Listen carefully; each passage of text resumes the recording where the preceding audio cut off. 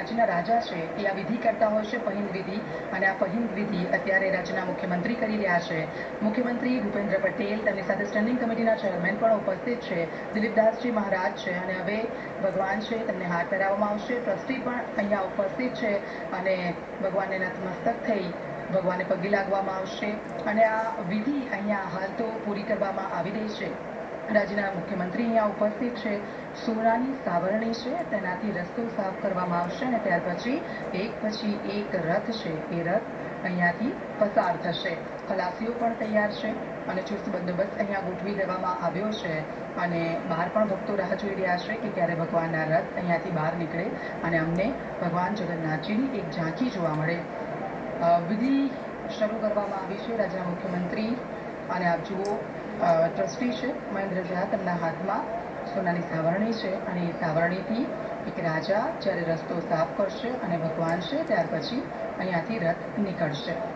આપ જુઓ 149મી આ રથયાત્રા અને ભક્તો તેને લઈને ખૂબ જ ઉત્સાહિત છે.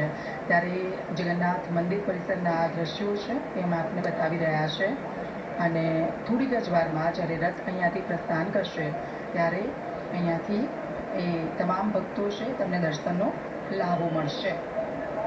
એ તમામ મંત્રીઓ પણ અહીંયા ઉપસ્થિત છે અને આપ જુઓ સોનાની સાવરણી કે જેનાથી રાજ્યના મુખ્યમંત્રી છે કે જેમણે રસ્તો સાફ કર્યો છે. પરંપરાગત આ વિધિ છે અને વર્ષોથી ચાલી આવતી આ વિધિ છે અને આજે પણ આ વિધિ.